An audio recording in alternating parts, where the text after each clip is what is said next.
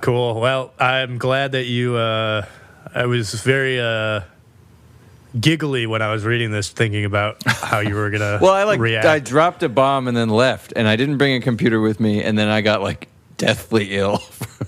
Oh, I wasn't talking about Reddit. Oh. But yeah, I guess we could talk about that. No, I'm talking about reading the Ben Burgis book, which we're reading, so right? mad. Yeah, exactly. I finished it like an hour ago, and I'm just like, I'm in a pretty bad mood now.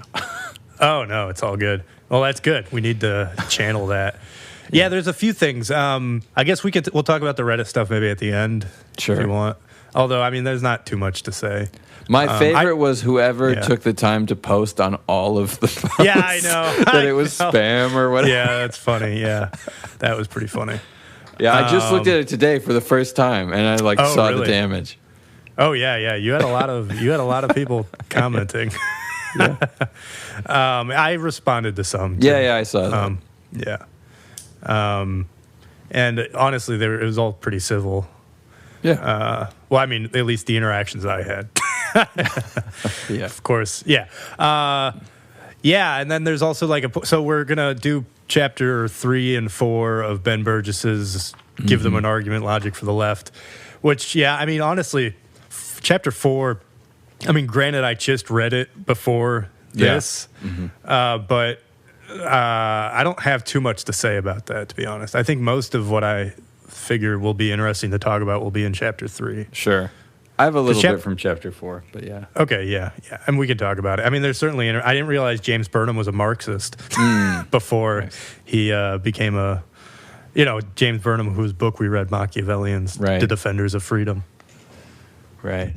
But yeah, I don't know. I kind of want to let you take the lead on this, because, he's talking right at you, Mr. Taxation is Theft. Yeah, right. Begging the question. Begging the question, aren't you? Yeah, I suppose.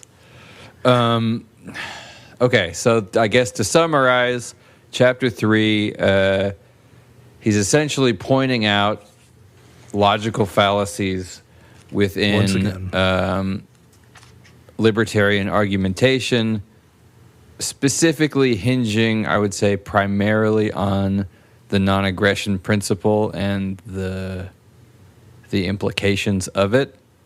Mm-hmm. Obviously, there's more than that, but that's sort of my broad summary. Yeah, I think that's good. One thing I did while I was reading this was I starred where he was actually giving his opinion, because I thought that would be good to talk about. Yeah, that's a good idea. Because, I mean, that is, I guess, the one downside I have. Well, there's a few, obviously, things I don't like about the book, but that one, and this isn't, it's not that he was necessarily trying to do this, but I wish he put his opinion a little bit more clearly in this. But yeah, no, so, I mean, I guess, should we start, where should we even start? I mean, it's tough. I have so many notes on it. I feel like generally the thing that really annoyed me about this and the next chapter is I think that he's not doing a fair job of characterizing what the real opinions of, I mean, he starts with conservatives and then libertarians, and then he goes on to talk about Ayn Rand and not Trotsky. Well, he does talk about Trotsky, but Tolstoy. And I feel like he's giving distorted kind of caricaturized versions of the opinions. Like he's talking about fallacies. Everybody talks about straw man, but both of these chapters feel like straw men. Yes, I agree. And then whenever he goes into socialism stuff, it is very, again, and this is the problem, is it's just very like, of course this is going to work. Of course we want this. But again, he's writing it to left. I assume he assumes his audience are leftists. It's to socialists to teach them how to argue with non-socialists. Yeah. Right. But yeah, I mean, so I guess we could talk about the composition fallacy first, So the one where basically the mistake we make when we jump from the premise that it's been a long week already. Yeah. It's only halfway done.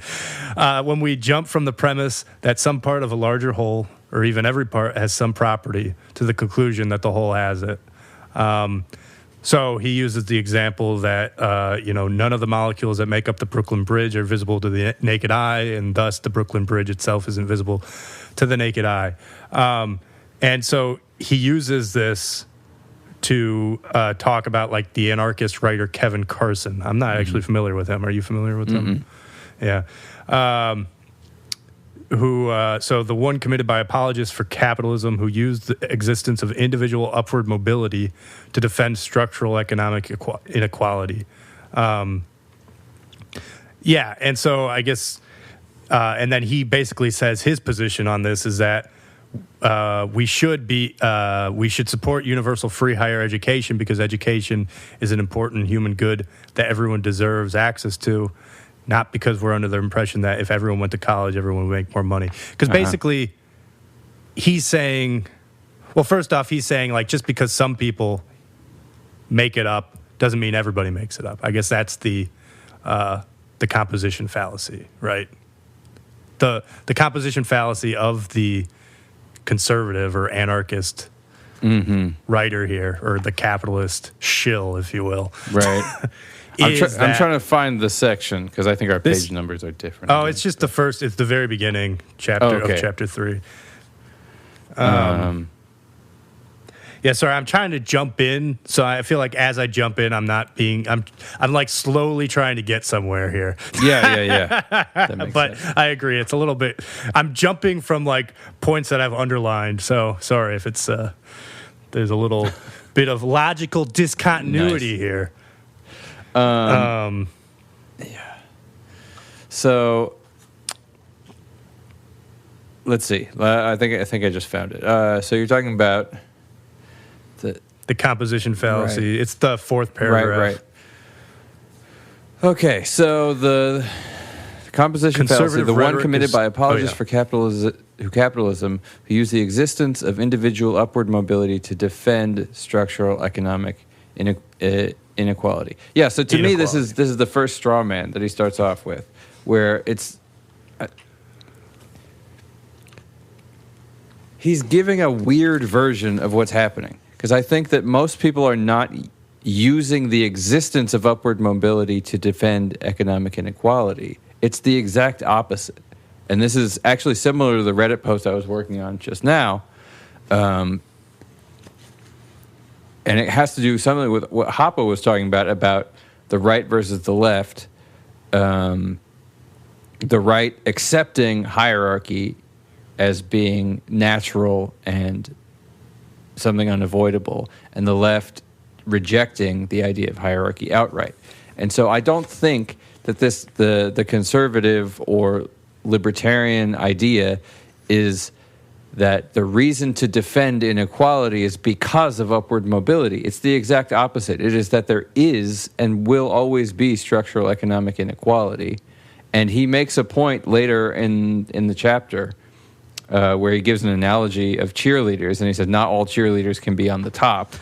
And I think that's the idea. That's the idea. But he was being tongue-in-cheek there. Right, because then he says that he has some weird convoluted system where all cheerleaders he's like, can we'll all take a part of the top, but like we'll take turns on being on the top. Yeah, exactly. Something like that. just like the guys in Monty Python. They all take turns acting as a sort of executive officer for the week. Yes. Well, and that's the funny thing is even when he starts to defend his argument about okay, sorry, I'm getting ahead of us, but I'll talk about that later. So I think that the idea is that there is going to be economic inequality. There's nothing you can do about that, and so what we want to live in is a world where there is upward mobility.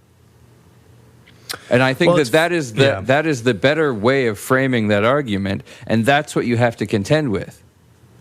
And then I guess you can argue, no, there doesn't have to be economic inequality. Like, your starting premise is wrong. Fine, that is the battleground, but it isn't the way he's framing it at all.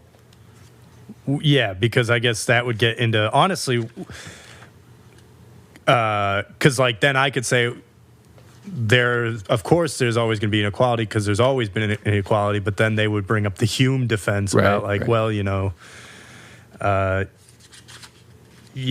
which is basically just complete cynicism in some sense. Right. Hume was basically a cynic. Yeah. But anyway, and he does it again later, one paragraph down, where he says, what's missed in the debate between conservatives telling burger flippers that if you want a $15 an hour, you should go back to school and get better jobs, and liberals saying let's make college more affordable so they can do it, is that if every burger flipper got a computer programming degree, the oversupply of programmers, he goes on and he's talking about how actually if everybody getting a programming degree would devalue programmers, and I think he's right about that. But it's the characterization of these arguments where it's not. I agree. That is not anybody's argument against minimum wage. I don't know if that's necessarily true, because we have to understand that I'm giving him the benefit of the doubt here, but I'm assuming that he probably has seen that argument online somewhere, which doesn't mean it's not like somebody taking that. But why are you writing a but book to contend with the dumbest version of an argument possible? Because there's a lot of dumb arguments out there that you run into online. I mean, he's specifically writing this as an argumentation against basically random people in like Twitter threads. You know what I mean? But the thing is, you're not going to win against people like that. Anybody who, it's like this thing is, I wouldn't write a book about how to win arguments with people on Reddit. A, I haven't figured out how to do it. But B, I don't even think it's a worthwhile endeavor. I think the question the question is, how do you... Truth. You want truth. Exactly. And I want people to be honestly engaging with things. And I wouldn't... Like, I wouldn't say that the socialist point of view is just that, like, everything's going to be hunky-dory, man. And, it's not that. And even even the way Ben Burgis describes it, he's not saying that there will be no suffering. He wants a world where, suffering is mitigated to the degree that we can possibly mitigate it or something like that. Nobody has to suffer too much because everybody deserves a certain level of well-being or something like that. I don't agree with his premise because I don't agree that anybody deserves anything. Right. But I think that's another baseline disagreement that we have to contend with. Right, which he sort of gets at that kind of point where it's like he's not saying it's aggressive when he's making I don't know if we want to jump to the non-aggression stuff yet. But maybe we should, just because that is like essential. It's kind of the crux of it, I think. Yeah. But he's basically tackling the non-aggression argument, and he quotes Rothbard about it. Yes. And I think he completely misunderstands Rothbard. And of course, the non-aggression principle, I should say. Oh, it's funny. Here's a funny thing I did. I didn't realize, in like the last episode we did on Hoppa's, I opened by talking about one of Hoppa's, I was watching one of his videos, and I said, from his like public property and society conference. But I realized that's like completely. If anything, it would be private property. Yeah. But anyway, it was just a funny misspeak that I did. Nice. Okay, so the non-aggression principle, which basically like don't take other people's stuff, and if you do, then maybe we should do it as Rothbard wrote it, because he quotes Rothbard. Where is it? Here, I got it. The fundamental axiom of libertarian theory is that no one may threaten or commit violence, aggress, against another man's person or property. Violence may be employed only against the man who commits such violence. That is, only defensively against the aggressive violence of another. In short, no violence may be employed against a non-aggressor. Here is the fundamental rule from which can be deduced the entire corpus of libertarian theory. Yeah, and so, I mean, he starts to tackle this in, I would say, a very disingenuous way, but I think he's doing it just to show how... I don't even know why he's doing it, I guess to, like, wade into it. But, I mean, he starts... Sorry. Well, he starts by kind of equivocating about, I guess, what violence is. Right. Or what property is, and what violence is. which I think is actually good, but the way he does it feels a little disingenuous because it's like, of course, that's not what he means. So, so notice first that the word violence is being used in a very strange way. Right. So I know what it means to commit violence against another man or woman. What does it mean, though, to commit violence against their property? And so I think ultimately his argument is like against this for him is violence against property is too broad. Where do you restrict the definition of property? Right, and this is where he's not getting it. Right, because the definition of property, I think that there's another baseline problem here that I think is a real problem, and Locke tries to tackle it. Right. The issue of where does private property come from is actually a hard problem, I think.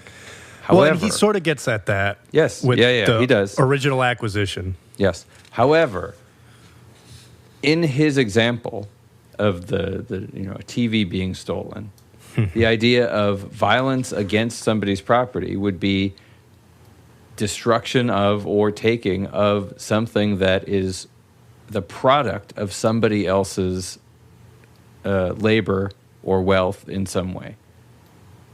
So his thing about is it a violent act to recreationally shoot a bottle with a BB gun? It depends on whether it's your bottle or not. So yes, it would be a violent act to go and break other people's bottles. It would not be a violent act to break your own bottles. And this is where there's a problem with the entire line of argumentation to me. And it's similar to the whole Thaddeus Russell thing, where he's saying, my principle is that I own my labor, and the deals that I've made with other people are the deals I've made with other people, and I want you and everybody else to stay out of it unless I've asked you to be part of it. And the act of trying to rationalize your way into all of that, I feel like it starts to annoy me, because it doesn't matter what your stupid argument about why you should get some of my money to do whatever stupid project you want to do is. Well, that's the thing. It's like you can argue all day long about how you have some great scheme for how everybody can share. But he's not taking that position. I think ultimately he is. No, I think he's taking the position that he doesn't view it as completely. He views the taxable part of your income as not part of your property. That's what he ultimately gets at.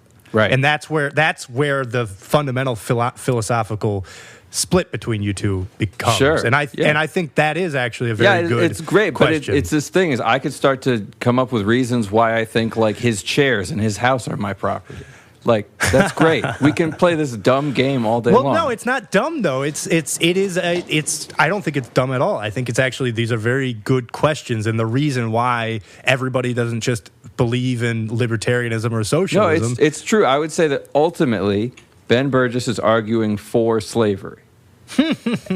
and I don't mean slavery bad. I'm saying that I don't think he's arguing for bad. I think he's arguing literally for the act of slavery. I think that he and the entire democratic socialist movement in its entire history is pro-slavery.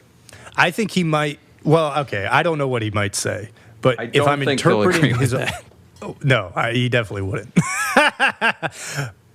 But I think in some sense, if I were him, if I were coming at it from his perspective, it seems like he's saying that we're all sort of enslaved in a sense. And this is kind of where the Marxist mentality that it's like you don't even own your mind because your mind is a product of society, right? Mm-hmm. It's like, they definitely wouldn't put it in the framing it in the terms of slavery for obvious reasons, right. But I think my argument isn't that it's the product of society. It's you don't own your mind, I own your mind. It's the product of me. I made your mind. No, it's more and of the collection. You can't prove otherwise. No, I did it. It's mine. No, yeah. Well, that's what you're saying, but I think what he would say is it's a kind of I'm not actually saying that. I'm pointing out that it's a great argument for trying to take power. And it sounds stupid to say, I made your mind, and so I own your mind. Right. Because then it's obvious. But if you say, no, the society did it. The collective. I have the great idea for how to structure society. Mm-hmm. Nice.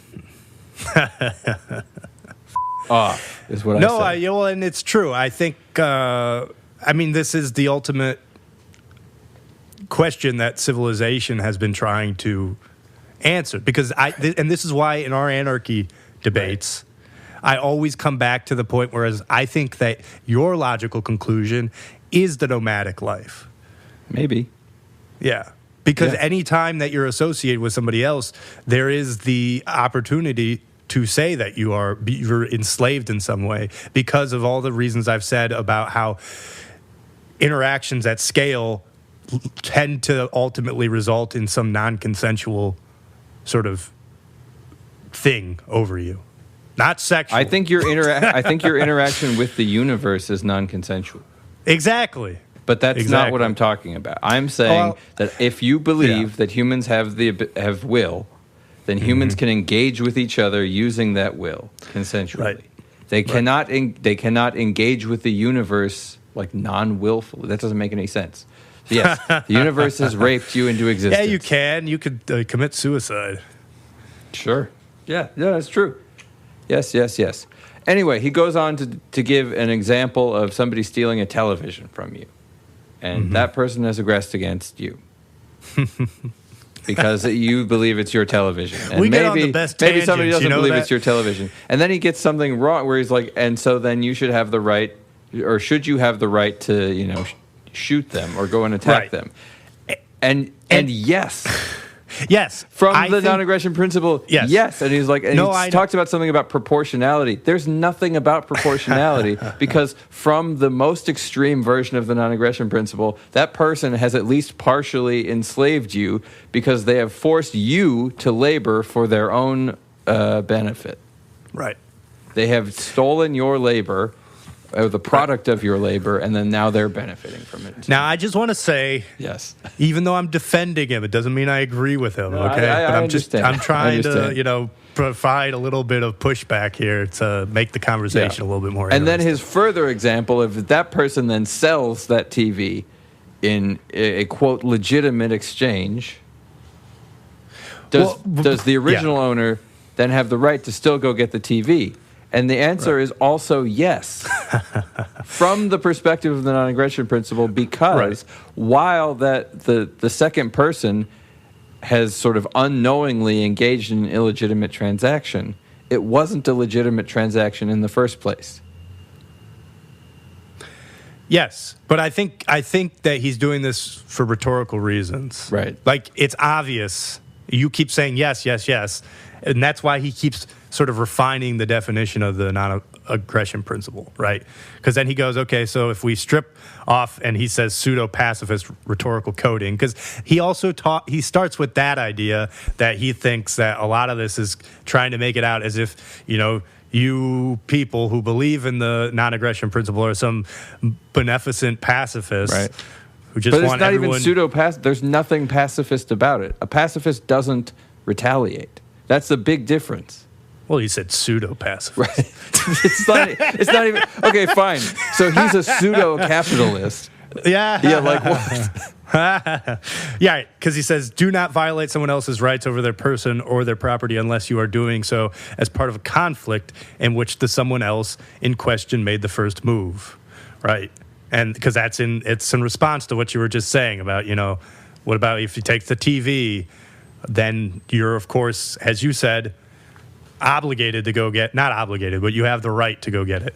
And then he goes on and he says if this phrase, their property, in the definition of the NAP, above means property they happen to be in possession of at any given moment, then the original owner would be violating the NAP if he threatened force to get it back.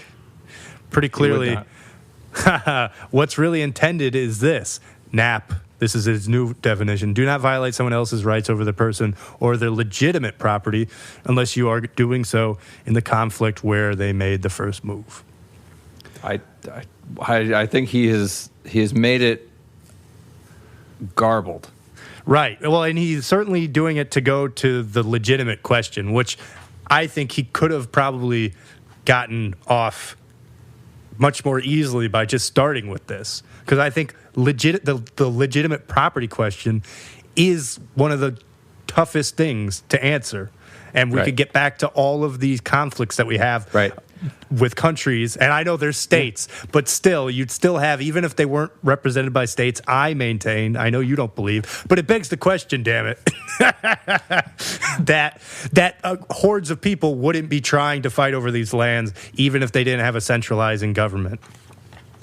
When I'm talking about Ukraine, Palestine, et cetera, Israel, blah, blah, blah, Russia, frickin' Sweden and Norway have been pushing the boundaries, right? I mean, the Rhineland, Germany, France. Sure. Who has precedent? It doesn't matter. Who has original? So that's that's what I want to actually get your opinion about, though, because these are the tough questions that I think are the more interesting ones, which he gets to then. So libertarian philosopher Robert Nozick argues in his book, Anarchy, State, and Utopia, which maybe we should read. I'd be curious, because that was somebody a lot of people were bringing up in the Reddit stuff. In a derogatory sense, but nonetheless, they were bringing him up. That owners are morally entitled to pieces of property if they acquired them as a result of either one, just acts of original acquisition, or two, legitimate transfers from someone who acquired them in one of these two ways. There are several good. So, I mean, first off, what do you think about that? Is that kind of how you conceive it? Basically. Okay. So then there are several good objections to this theory, he says, Ben Burgis claims. One is that it's far from obvious what makes an act of original acquisition just. I mean, do you agree with that? I can elaborate. If you're the first person to see some unclaimed piece of potential property, is it yours automatically? Right. No. So this is where he's not understanding. Okay. Good. Or either he's not understanding or he's doing it on purpose. But Locke spells it out clearly that it has to do with, and I don't think Locke puts it this way, but a lot of libertarians, maybe Nozick puts it this way, it has to do with mixing your labor with the item or the land or the whatever. So if there's... if you till it. Exactly. You plant a bunch of tomatoes, nobody else has it. It's not just calling dibs. And so his example, would it be legitimate to claim all the water in the world? No. Wait, are you saying shotgun doesn't work? Right. Yeah. I can't just call shotgun? Right. Damn it. Right. Yeah, right. If somebody could call all the water in the world. Yeah, and I agree. I think that's a very good point. It was Locke, and I have to imagine he's read the treatises on government. Right. Because he's a philosophy professor. So he must understand that. Right. But I would say that in today's world, the majority of property transfer is from mutual contracts between people. Right. Right. But this is where, this is where all of just, I guess you could say the, quote, colonial history becomes the hard problem to solve, I think, for libertarians. Wouldn't you agree? In what way? I don't know. What do you mean? Yeah. I mean, I have notes on his bit where he says Europe capitalism emerged from feudalism. I don't agree. In the New World, it arose from centuries-long nightmare of slavery and genocide. I don't agree. Yes. That's not. It's in my conception, that is not where capitalism came from. Mm-hmm. Those are things. Those are things that groups of people did. I bet you think it came from Christianity. I don't think it came from Christianity. I think it came from the Zoroastrians. Yeah, right. And Mithra. Anyway. I think both capitalism and socialism are essentially ancient ways of organizing. These are not things that popped up in the last couple hundred years. Right. And, and it does, and this is where the problems become, because it's like we can bring up examples of where Europeans actually fairly traded with the Native Americans to acquire land. Right. But then the opposite argument then becomes like, well, these conditions weren't like well laid out, right? In other words, that they were tricked, right? There's the whole Futurama episode about selling Mars for a bead. Right. Although the bead ended up being this giant, really worthwhile diamond or like really expensive thing, right? But anyway, the point is though, go ahead. I think that it's, I see it on Reddit all the time where, this is this like, you think monarchies are so great, like look at all the wars, blah, blah, blah. I think the thing is, there have been countless terrible actions and evils done by groups of people towards other groups of people, by individuals, by other individuals. Like the history of humanity is brutal. The current state of humanity is brutal. Mm-hmm. Humanity is brutal. Exactly, which is the acceptance of the inequality, which does not mean that I want it. It means I want a situation where I and the people I care about are the most empowered to not be brutalized. And I think that probably Ben Burgis and I would at least agree on that level. Yes, I think so, because, yes, ultimately you guys are trying to go at it from a beneficent standpoint. He just thinks that if there's so much wealth in a society, it ought to be partitioned. Right. And I agree with that to an extent. It's just, should that partitioning be coerced? It's like, I actually like to think that, I guess Rockefeller's brought up, right? It's like you have all these billionaires that came about in the Gilded Age, and then they ended up making some of the greatest charities and stuff. Right. But I think it's true that you have to question whether everybody does that. I mean, right now there's huge sequestrations of wealth that, aren't being distributed. And I guess that becomes my question, and ultimately what I always also end up pushing back on the anarchy questions is that I think that, right, I mean, that you basically would end up getting somebody would monopolize it and form a pseudo government, and this would just become a state. Because I think that's kind of how the states came out. All states came out of anarchy, if you ask me, because I think anarchy was probably the primordial way that humans governed themselves during the nomadic days when we moved around. Right. Yeah, probably. I think that the easy first answer to the sequestration of wealth is ending the Fed. But yes. Yeah. You don't even need anarchy. All you have to do is end that one department. Yeah, right. Where's the gold, Antushka? Well, it's this thing. It's like you could, I mean, whatever. So never. Let's go to Fort Knox. Different conversation, yeah. Antushka and Mr. X go to Fort Knox. There's a movie. Ending the Fed will end a large amount of wealth sequestration right off the bat. Yeah. Well, because wealth does not need wealth can be sequestered more as the government is able to print more and more money and hand it out, versus a situation where there has to be a circulation of the currency, because the people at the top can make all the wealth, but they're going to need to use it for services unless somebody else is just continuing to give them more money so they don't even have to use it. Right. Anyway. Yeah. I mean, I'm with you on ending the Fed, by the way. I mean, I think, I got a whole song about it. That's not related to this. I don't know. I have no idea if Ben Burgis likes the Fed. It's a good question, actually, because I feel like he might actually not, because I mean, this is where he's kind of an interesting character, is that he is this, like, I would say, prototypical 90s liberal. It's like, I can picture him wearing the leather jacket. He watches The Simpsons, he makes his references. He's like the cool, like, professor guy, right? Right. But and a lot of the dogma was, I feel like, against the Fed and stuff like that back in the day. I mean, Doug Stanhope, right? Mm-hmm. He's, I feel like, kind of similar. I mean, he actually even says how he likes Doug Stanhope in this, right? Yeah, I also like Doug. Yeah, wow. You guys have that in common. Yeah. Maybe you could be friends after all, Antushka. It's possible. So, yeah. If I zoom out a little bit, please. I think I think the problem is that the inclination is to start bickering with all of his points. One thing about it is that it reminds me of is I used to watch this show called The Atheist Experience, which is really? out of Austin. This was back when I lived in LA, but I haven't heard of this. I had no idea I was moving to Austin. But sure you didn't. Basically religious people would call up and they'd argue with them. And this was back when I was more into that. And I thought it was entertaining. Like, ha, ha, ha, these stupid religious people and all their logical fallacies.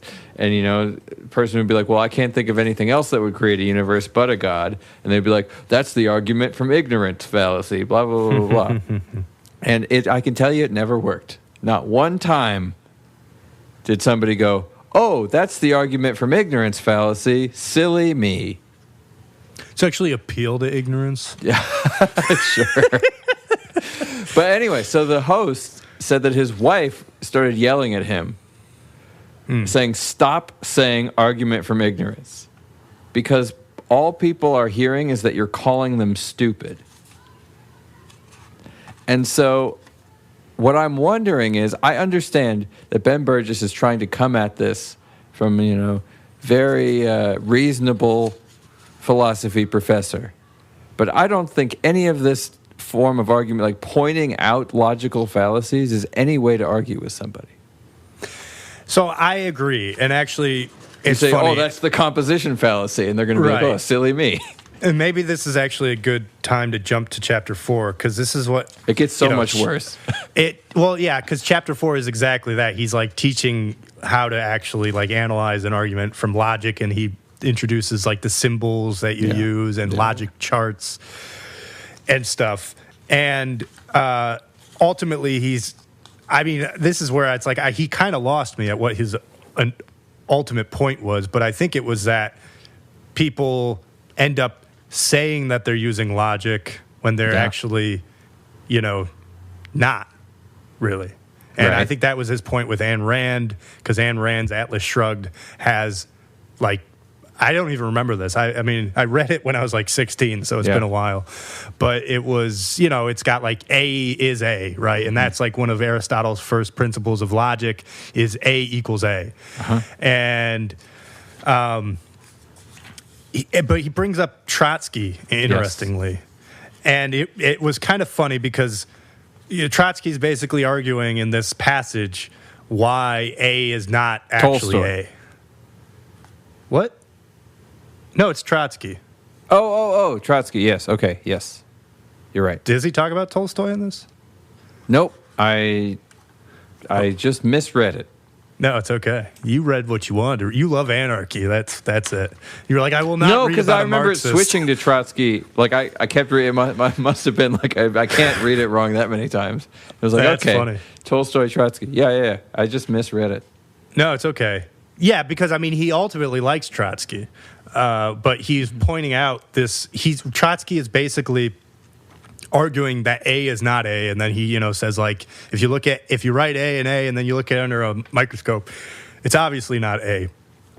And ultimately, Ben Burgis is bringing this up to say that Trotsky ended up, instead of arguing about Russia, which he should have been doing at that point, because he was at that point making the big break from Stalin, right?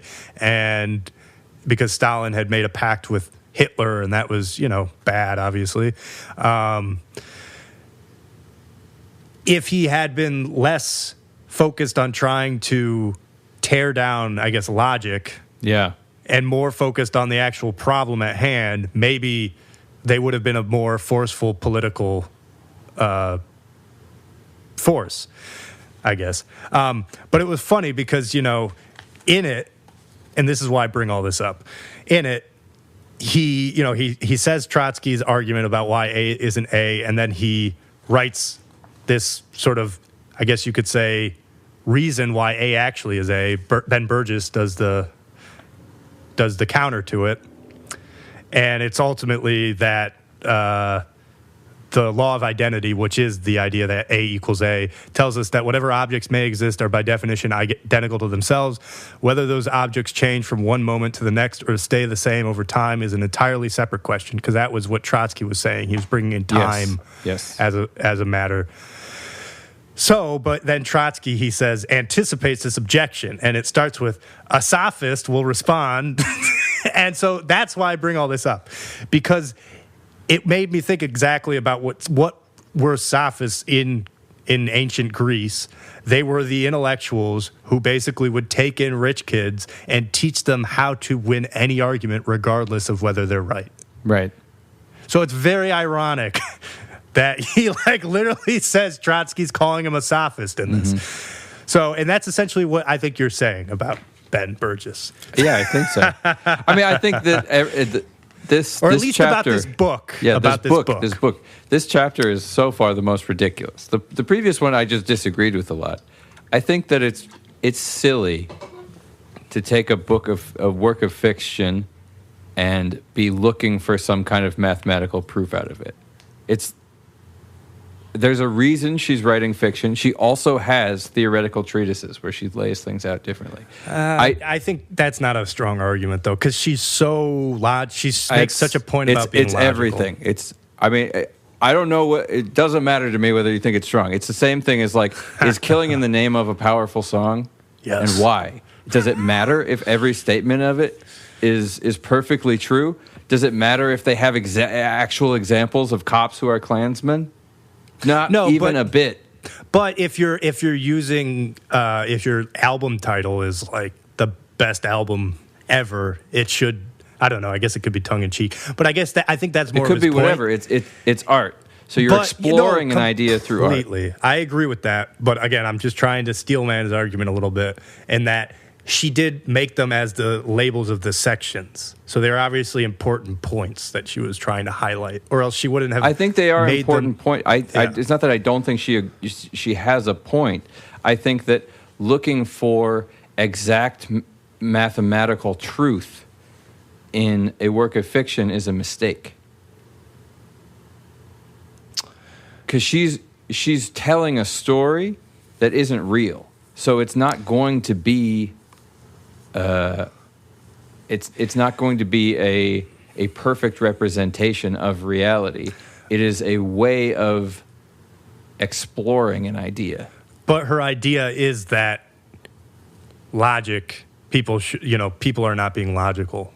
Well, it's rational, is what she says. Sure, yes, fair enough. I mean, Objective. I don't know how she treats those words, because I think that there is a distinction, because I think logic is specifically what Ben Burgis is doing with those charts.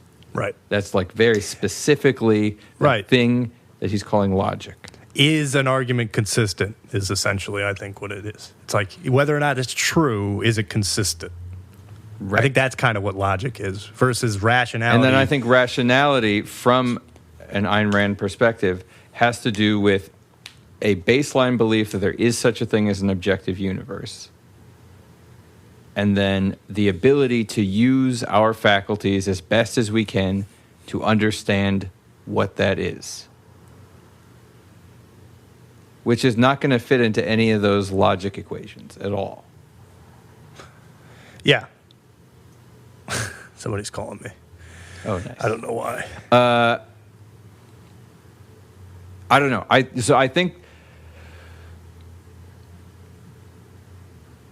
think what he's doing is as silly as being like, wait a minute, John Galt didn't exist. There's no records of this guy existing. Yeah, and that's where it's like, did you understand what his point, like how she wasn't being logical in it? I guess was that it? I guess that was it, because he quotes John Galt's, that big speech that John Galt does. Right. And, so whatever you choose to consider, be it an object, an attribute, or an action, the law of identity remains the same. So, I mean, she is very clearly invoking logic here, right? Because that's right. What the, yeah. Yeah, I mean, so it's this thing is like, so she and Burgess essentially agree that identity is the law of identity exists. Right. And so to me, the speech, yes, is broadly getting at the idea that identity is, and there are those in the world who will try and push against that and suggest that, A isn't A, and those will be the enemies.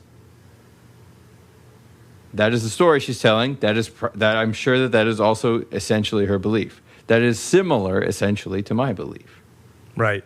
And I think that's where Ben Burgis diverges, because he's like, the people who don't say A is A aren't the enemies. Those are actually the good people. It's just for some reason Ben Burgis, believe in A is A. No, sorry. Actually, this is helping me clarify everything. Because, yes, he brings up Trotsky because Trotsky was a Bolshevik, and Ayn Rand was coming out of the Bolshevik. Like, she was a youngin' when the Bolsheviks took power. And so she has Did you say a youngin'? She was a youngin'. Nice. That's a very earthy word. I like it. Thank you. She was young, and so it obviously imprinted on her and made her very against anybody that had these opinions. And then, lo and behold, Trotsky, one of the main Bolsheviks, writes in the 30s, A is not A. So that's, I think, where this is all coming from. Yes. And then Ben Burgis is explaining, as you said, how actually, yes, we can be Marxists and think A is A. Yeah. What a goofball. Yeah. Yeah, so I thought it was very, like I said, it was interesting because he brings up James Burnham and whatnot, because this is how he's sort of making the point that when Trotsky wrote this, it kind of, I think, this is where he felt like it was causing all these rifts in the Communist Party. And so he brings up James Burnham and his other guy, Max something. I can't remember the guy's name. I kept reading the name and it wasn't sticking with me. Yeah, Max Schachtman. I don't know. Schactman. I would guess. And how, Burnham first ends up kind of splitting and leaving I think it's the Socialist Workers' Party, SWP. I don't know what it stands for, but I assume it's like the Global Communist Party. And it was probably Trotsky's party. And then this Max guy ends up leaving it later. And one of the big, I think, rifts between them was over, I don't know. Well, this is where I was confused, but I don't know if it necessarily actually matters too much, because it's about basically dialectical, I guess, materialism. Because I guess, James Burnham was trying to say that you could have Marxism without the dialectical aspect. Right. But he was starting to lose me here. Yeah. Yeah, so what does any of this have to do with the logical truisms, like, basically the laws, like the law of identity, and then he brings up the other laws of logic, the law of excluded middle, which is every statement is either true or false, and the law of non-contradiction, which is no statement is both true and false. And so he says, what does anything have to do with it? He says nothing, except that in the subsequent debate, Trotsky leaned hard on talk of, quote, dialectics and dialectical logic, and accusations that the analysis being offered by the opposition faction was, quote, undialectical.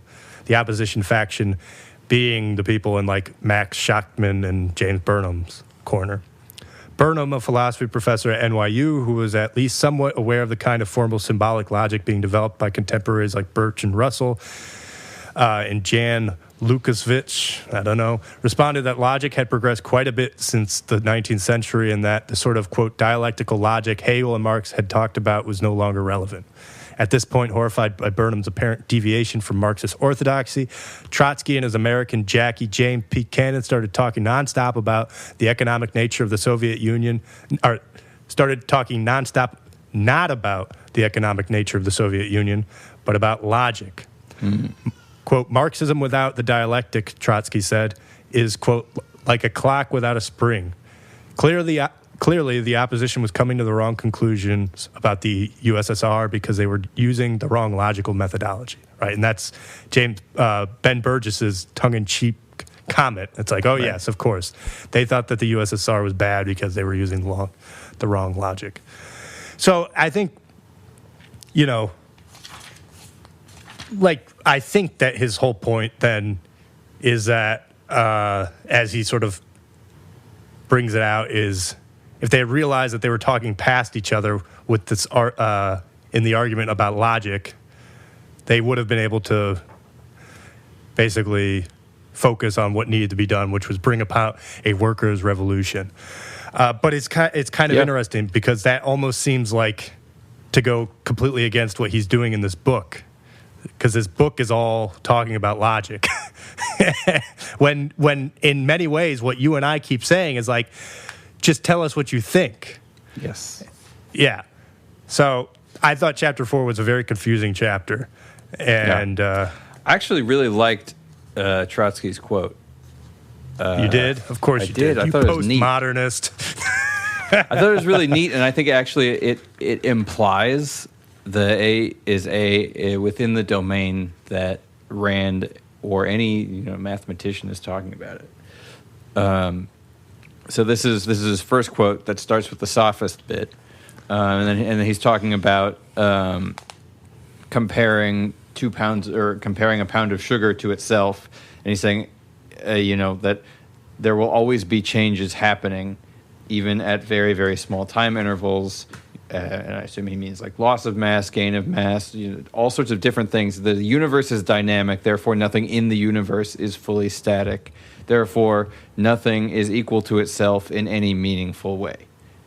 Which is interesting because, going back to the whole libertarian thing we were talking about earlier, it means to me that he's essentially saying that for all practical purposes, equality does not exist, which is fascinating. Well, you could also say property doesn't exist too, because if everything's changing, then your property one time. The old basis for your property has gone, unless you're constantly working the field. All right. Well, interesting. There's a separate. That's cool. Let's put a pin in that. I like that. I have an idea on that. But yeah, okay. So it seems like he is, whether he knows he is or not. I haven't read enough Trotsky. Maybe we could read some Trotsky. Maybe we should. I haven't read enough Trotsky to know where he stands on this, but it seems to me like he is arguing that equality is not the state of nature. But at the end, he says, but everything exists in time, and existence itself is an uninterrupted process of transformation. Time is consequently a fundamental element of existence. Thus, the axiom A is equal to A signifies that a thing is equal to itself if it does not change. That is, if it does not exist. And my first thought was, that's neat. That's a cool statement. I like that because A doesn't exist. That's true. One, as a theoretical placeholder, does not exist. A computer might exist, a tree exists, a triangle, we learn in geometry class, does not exist. That's just an invention.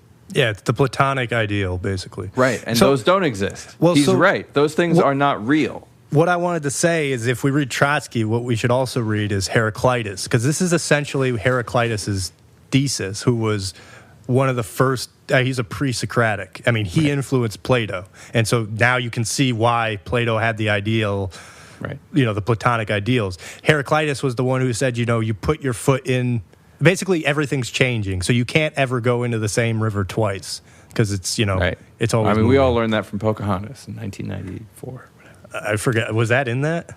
Yeah, that's one of the songs. It's all a blur to me, man. Oh, I was pretty drunk back then. You were like 5? Yeah, not even 2. 1994. I don't. It was 94 or 96, somewhere in there. Yeah. Anyway, So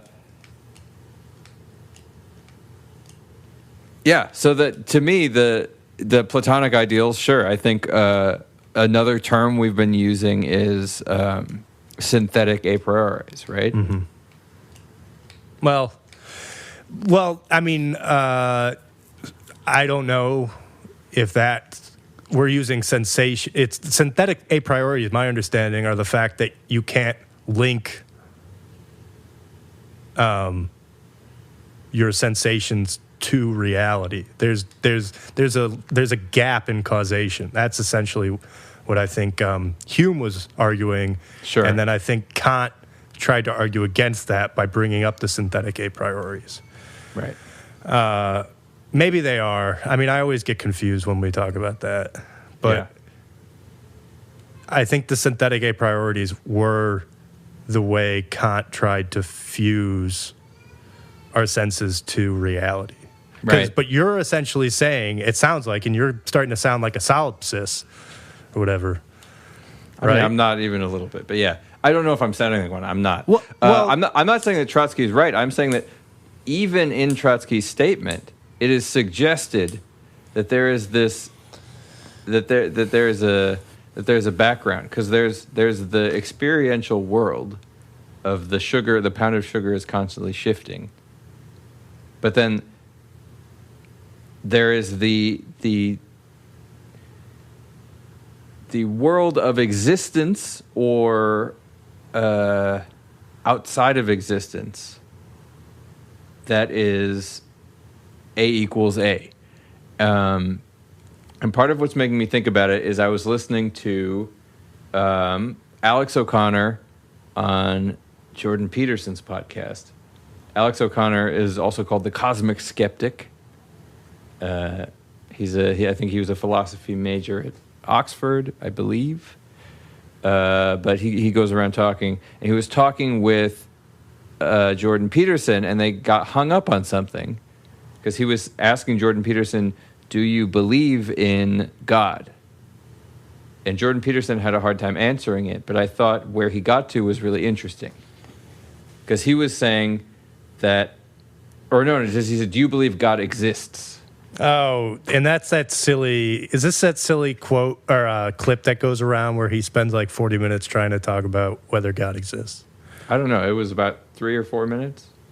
I haven't seen the clip go around.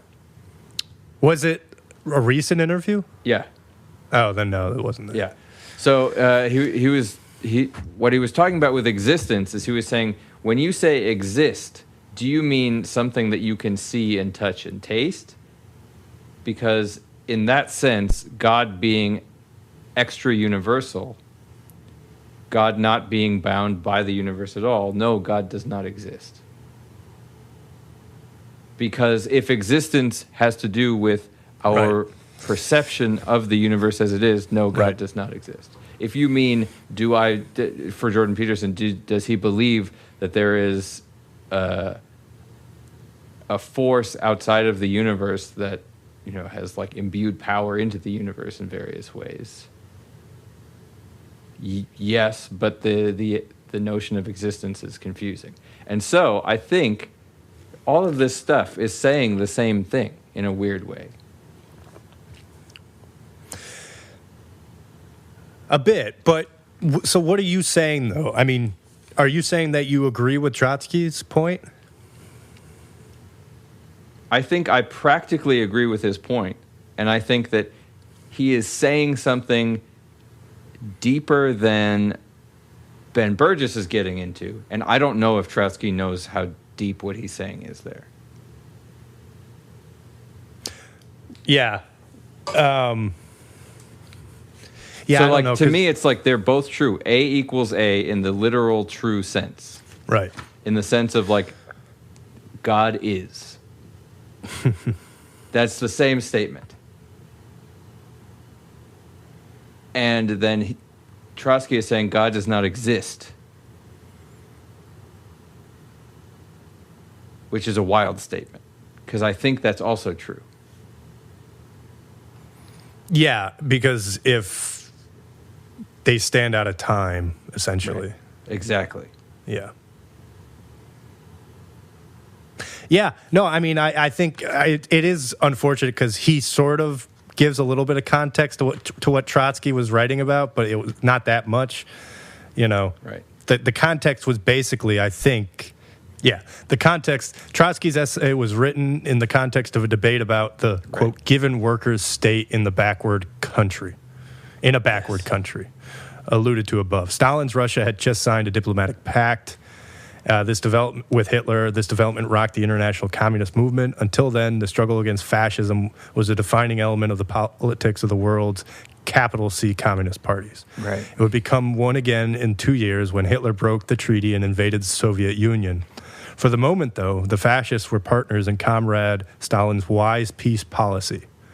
All around the world, fiercely committed communists left the movement in disgust, driven by the same kind of conflict between socialist values and ugly Stalinist realities that would drive later waves of defections from the world's communist parties when, for example, Soviet tanks rolled into Budapest in 1956 and Prague in 1968.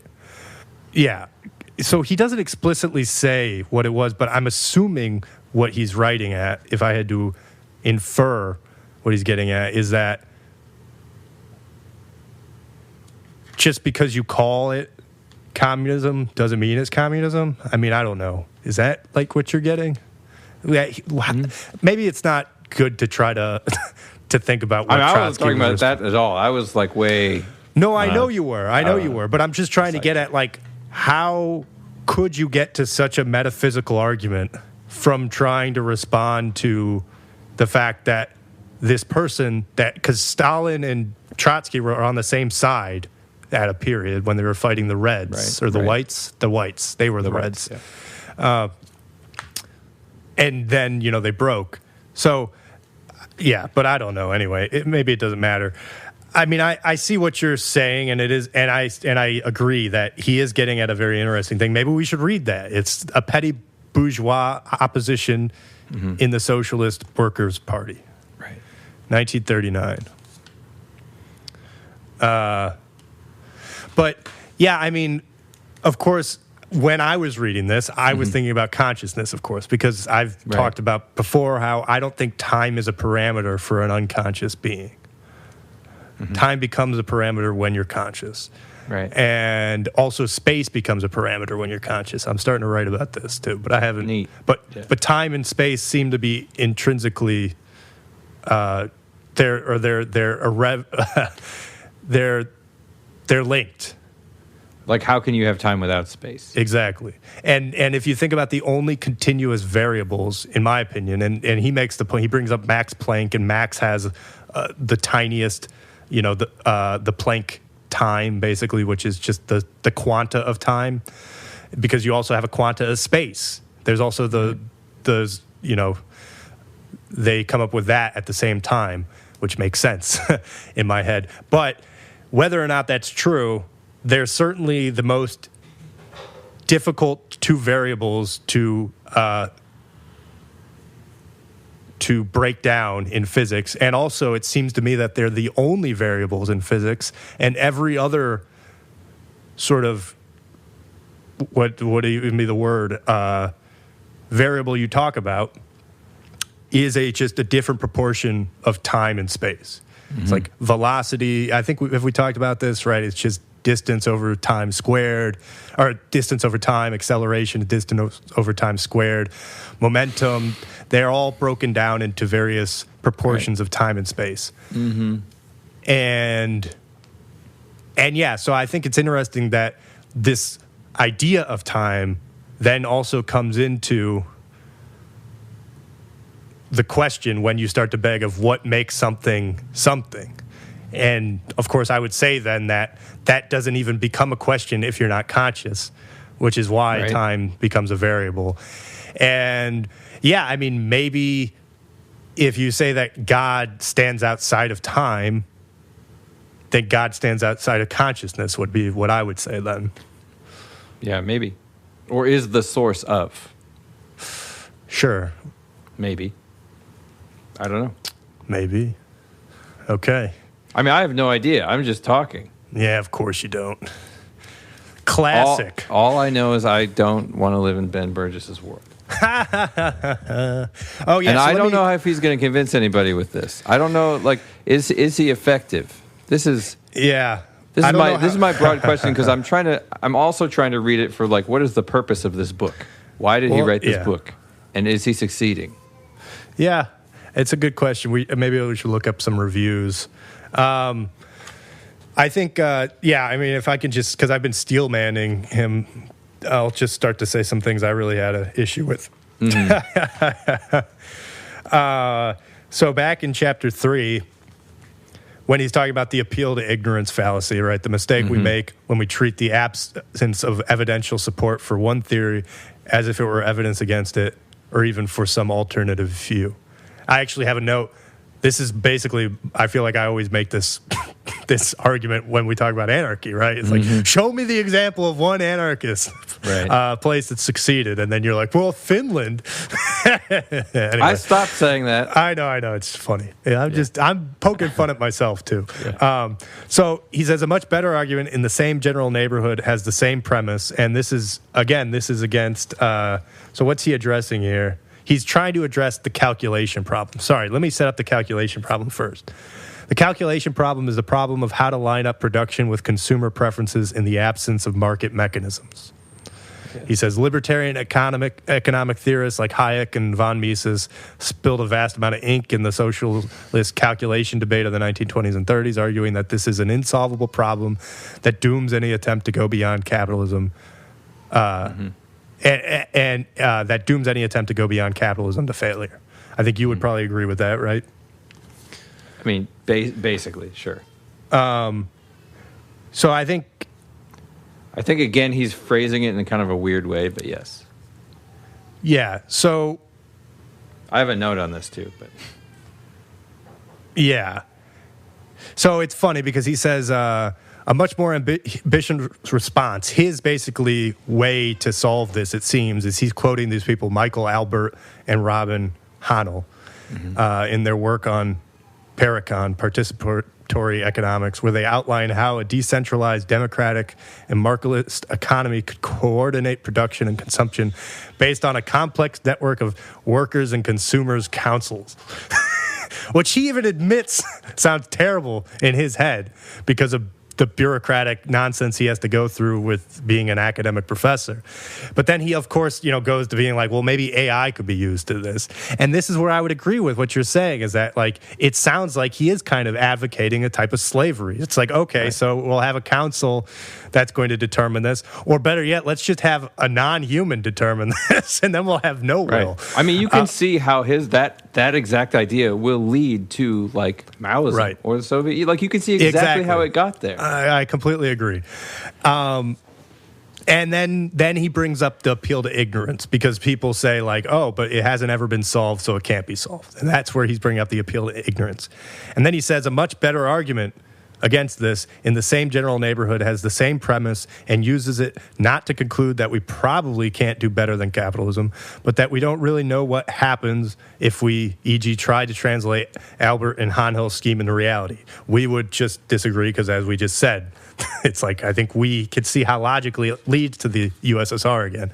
I think the right answer for socialists to admit is that there are a lot of unknowns here.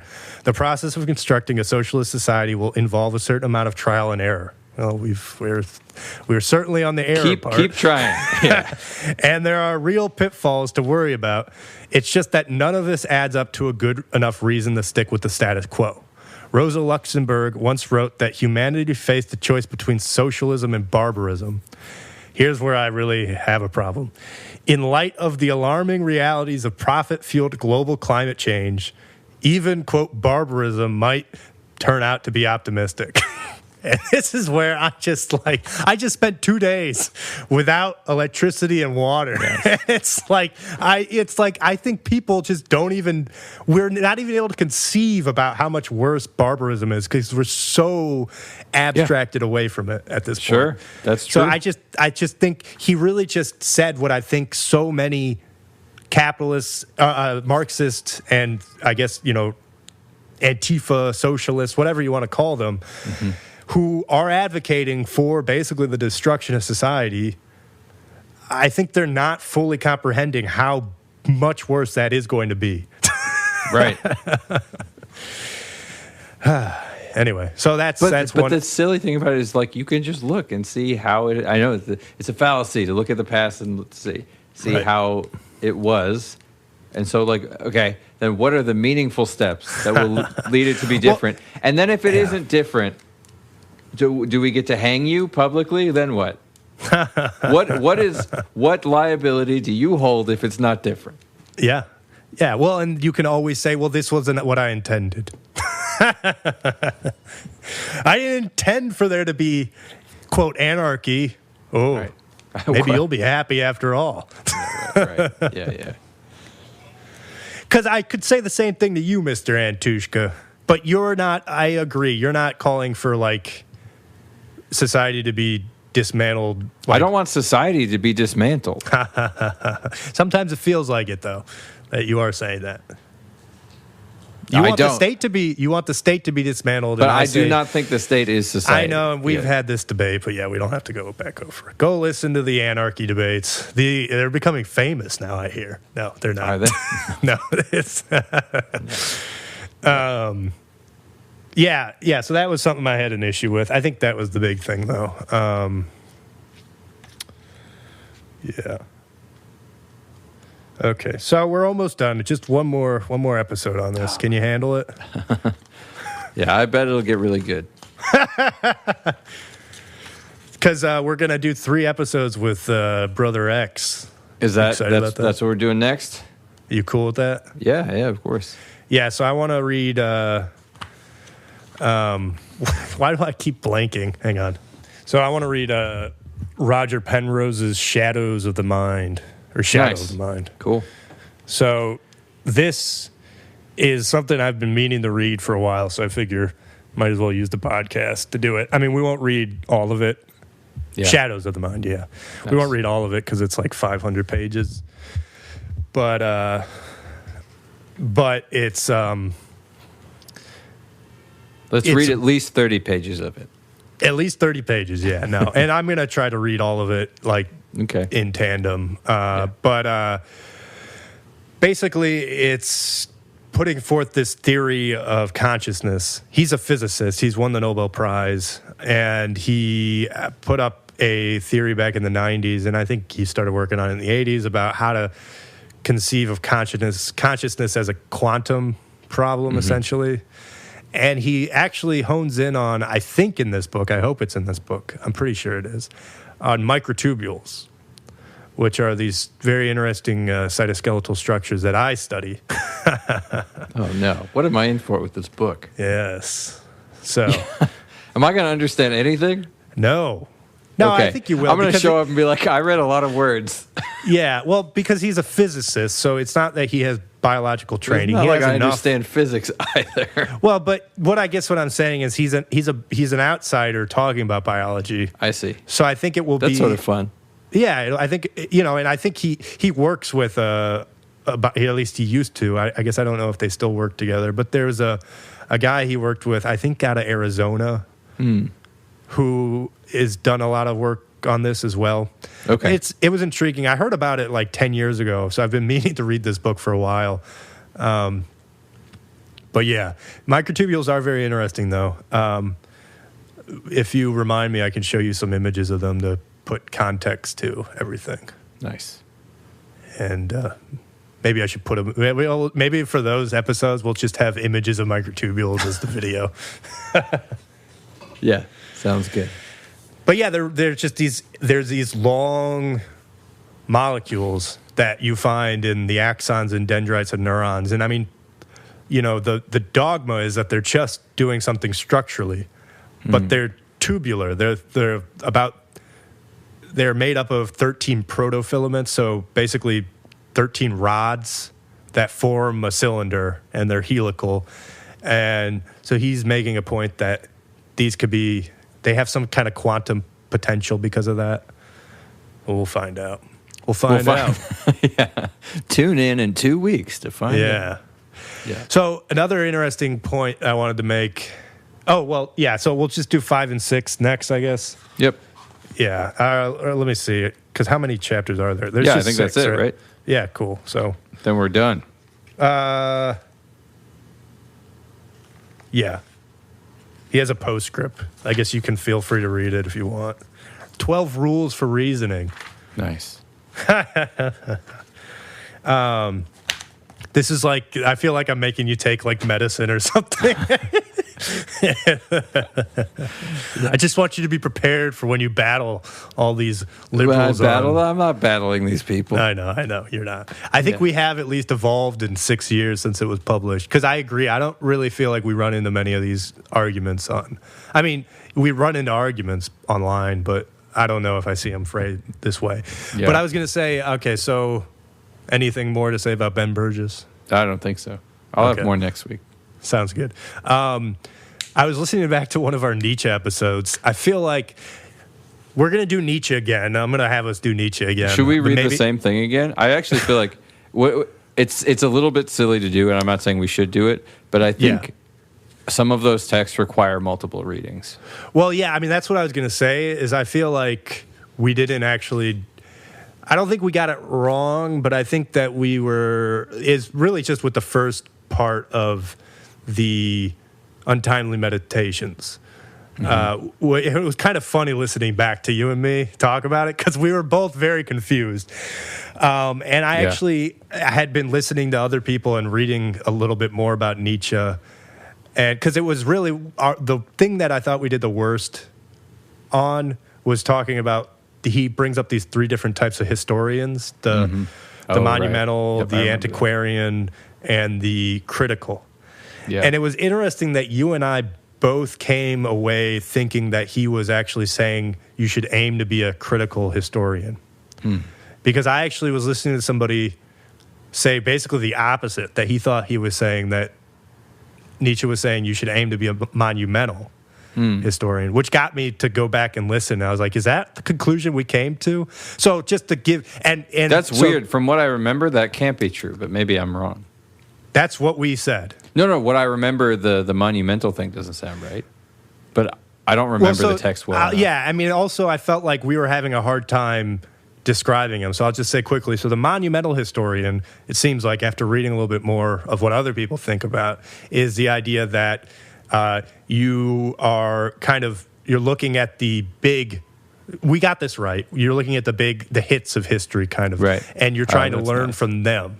Right, so like the Napoleons or whatever, or the Da Vinci's and stuff. The antiquarians sort of just value anything that's old. And then the critical historians kind of reject it all. And but don't they use history to serve a purpose, right? Well, so this is what I think the super historian's supposed to do, which is, I think, really what he's saying is that you're supposed to kind of synthesize. And this is where I think more, when I was reading about it, and I think specifically I was reading something on Yale, so I'll take them, they probably know what they're talking about, is that he was really saying that each 3 of these has their benefits and their faults. It's like, it's good to look at, like the monuments of history for inspiration, but you can also get caught up in trying to just reenact them. And then you're not really doing it correctly. The antiquarian, it's good to be really knowledgeable about history, but again, then maybe you're not creating anything new. And the critical historian, it's like, if you're constantly breaking things down, then you might never actually create anything new because you even start, I think, like breaking your own things down. Yeah. So, which is where I think he brings in the super historian. But yes, I think we landed on him thinking that the critical historian was what you wanted to aim for, because he really, the larger theory of it, I thought, and I think you kind of got that impression too, was that there is a time to forget history. And it's about, I guess, it's about a specific balance of that. And that actually, forgetting history can, I think, benefit life. But this was, anyway. So, we don't have to get back into it. But I think when we do Nietzsche again, I'll probably reiterate that. I mean, we could, I'm fine with revisiting an old text again. I think it's an interesting idea. It is an interesting idea, but I don't know if I want to do that, because there's so much other parts of Nietzsche I want to read, like Ecce Homo, the Antichrist. Sure. Yeah. Well, maybe I should just read it again myself then. Yeah. Fine. Yeah. As if you have time. Yeah, I'm trying to make people mad on Reddit. I don't have time to be reading things. Dude, yeah, it really is a full-time job. Oh, yeah. Okay. So, and then finally, I guess we could talk about Reddit if you have time. Yeah, there are a couple minutes. Okay. I don't think, I mean, I have to remember, I don't think there was anything too crazy. Other than that, a lot of people brought up that a lot anarchist. of people think that the idea is extremely stupid. Oh, yes. And that was actually the one thing I kept reiterating to people, because I think I noticed that you were doing that it's like he's actually not saying monarchy's what he wants. He's just kind of saying that it's better than democracy, which still is a bold statement. Yeah, I think what's disappointing to me is not that people disagree with it, it's how offhand people disagree with it. And they say things like, look at the history of every monarchy ever, or something like that. It's just like, what the hell are you talking about? There were people, though, who were like, I'm going to try to, this seems crazy to me, but I'm going to try to take it at, like, I'm going to try to really think about it, which was nice. I appreciate that. I also appreciate people who have sort of more specific critiques. It's not like I don't think that Hoppe is definitely right in every way. I think it's a wildly challenging position that I think has some interesting insights that we don't tend to consider. Yes, I completely agree with that. And actually, on that note, there was one point. Let me try to remember it, or let me look it up. I don't know if you have something to say while I do that, because that I thought was an interesting point that we hadn't really highlighted. Oh, I thought somebody was basically bringing up the iron law of oligarchy, which I thought that was an interesting. Oh yeah, I saw that thing. This is who said this? I should give credit. It was Akala Fodia. Nice. They liked that we started with talking about. I forgot for that episode we started by talking about wrestling. I don't even remember that. He was like, "That's perfect." The author of The Populist Delusion, Nimi Parvini, goes by Academic Agent on YouTube. He describes the sham of democracy by likening it to pro wrestling. Nice. I love it. So maybe we should check them out. But yeah, he says how, or they say how Hoppe mostly refer.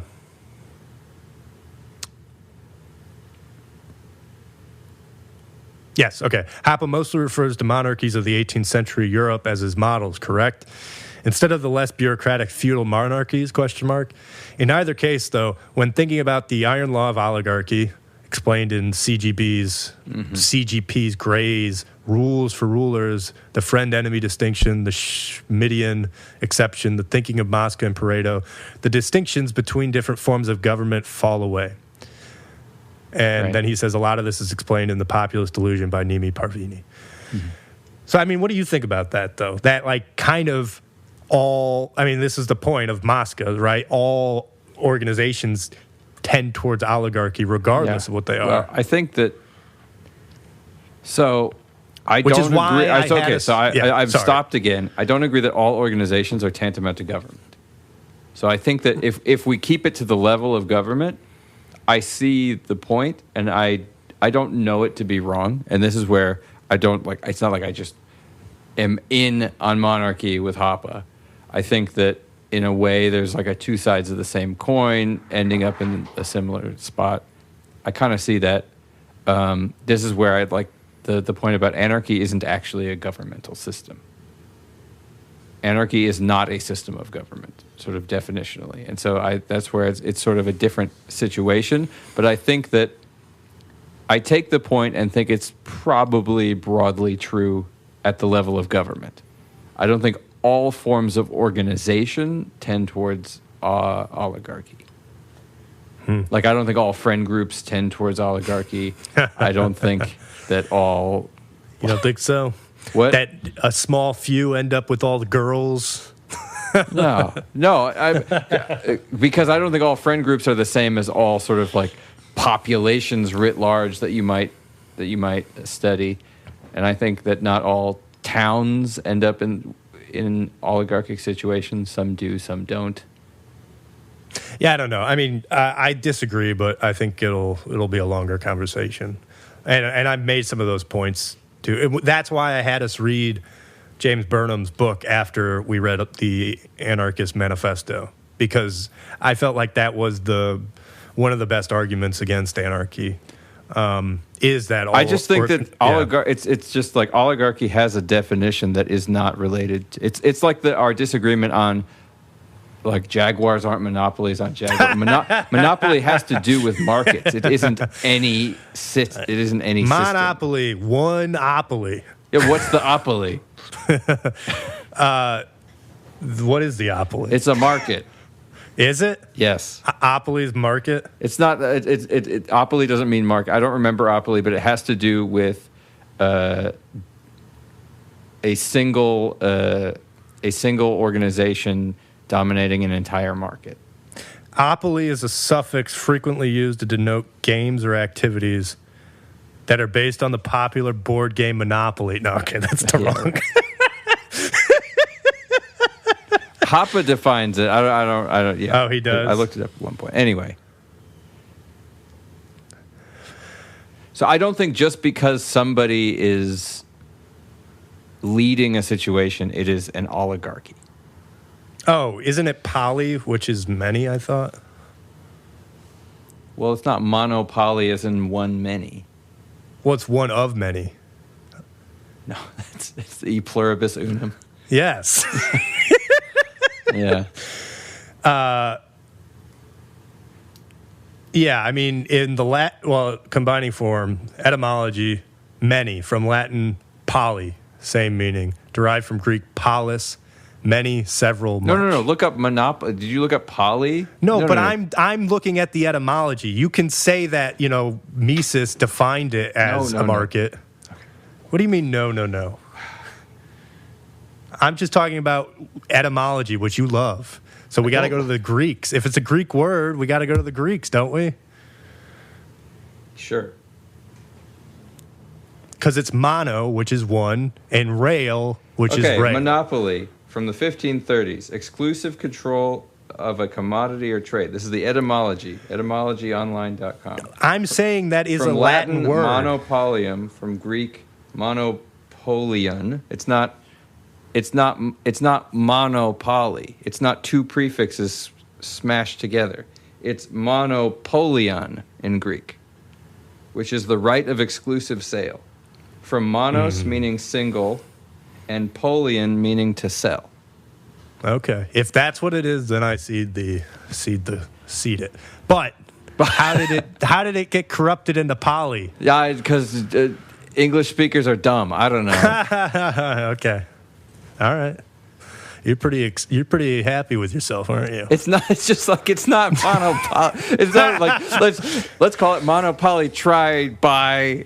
Well, I mean, I don't know. I mean, it makes sense in my head that because again, monopoly one of has many. Yeah. I mean, it's like, but it's not. It's not one of many. But you're consolidating a bunch of things under one reign, which is what every monopoly does. You might not even be consolidating a bunch of things. It might just be one thing. Sure. It's exclusive right of sale.